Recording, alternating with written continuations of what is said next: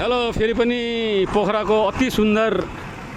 अन्तर्राष्ट्रिय बस पार्कबाट जुन कति चाहिँ धुलै धुलो उडाउँछ अनि यहाँबाट अब सोध्दै हिँड्नु पर्यो अतिक्रमण कति जग्गाहरुमा गरेछ हेरौँ न है कसको छ लालपूर्जा हेरौँ यहाँबाट सुरु गरौँ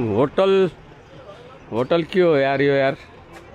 यताबाट सोधौँ होटल जलजलाबाट सुरु गरौँ भाइ नमस्ते हजुरले भाडा कति तिर्नुहुन्छ यहाँ हजुर ए हजुरको यो हजुरको हो ए तपाईँले 15,000 भन्नुभयो तपाईँको छोराले चाहिँ हाम्रो यो भन्नु पर्यो लालपूर्जा छ र यहाँको लालपूर्जा निस्केको छैन लालपूर्जा छैन यताको लालपूर्जा छैन उताको छैन अनि तपाईँहरूले चाहिँ झुट नबोल्नु न भोलि फेरि भाइरल भयो यहाँको लालपूर्जा छैन भन्नुपर्छ तपाईँले लालपूर्जा छैन भन्छ भन्नुपर्छ यो लाइनमा त एउटा लालपूर्जा छैन नि मालपोतमा हेरेर आएको अनि तपाईँको लालपूर्जा कसरी भयो ए छोराले चाहिँ भाडा भन्ने आमाले चाहिँ लालपूर्जा छ भन्ने ल यहाँ पनि लालपूर्जा छैन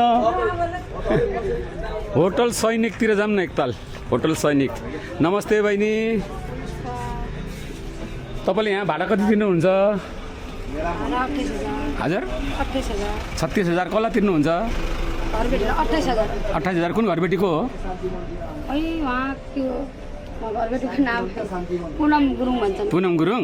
ए यो त लालपूर्जा नभएको जग्गाहरू हो नि तपाईँले त भाडा तिर्दो रहेछ कसरी तिर्नुहुन्छ तपाईँले भाडा नतिर्नु हुन्थ्यो नि किन तिर्नु भएको पुनम गुरुङ कहाँ हो घर स्याङ्जा ल स्याङ्जाबाट आएर अतिक्रमण गर्ने पुनम गुरुङ ल हेर्नु यहाँ एउटा त्यहाँ पनि छैन लालपूर्जा यहाँ पनि छैन यसको पनि लालपूर्जा 100% छैन होटल सुजनमा जाऊँ न यहाँ पनि जाऊँ सब भाडामा बसेछ यहाँ नमस्ते बहिनी हजुरले यहाँ भाडा कति तिर्नुहुन्छ महिनाको 30,000 कसलाई तिर्नुहुन्छ कसलाई घरबेटी को हो नि हाम्रो घरबेटी त निर्मल पोखरीतिर हुनुहुन्छ नाम के हो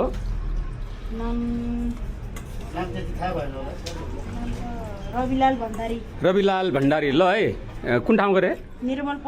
पोखरीबाट आएर यहाँ आएर अतिक्रमण गरेर हेर्दा यत्रो भाडा लिएर बसेछ हेर्दा यिनीहरूसँग म भए त भाडा पनि तिर्दिनँ ल अब यहाँ हेरौँ अब थाक खोला थकाली भान्साघर है यहाँ पनि पसौँ एकपटक सोधौँ भाडा कति छ है यहाँ सोधौँ न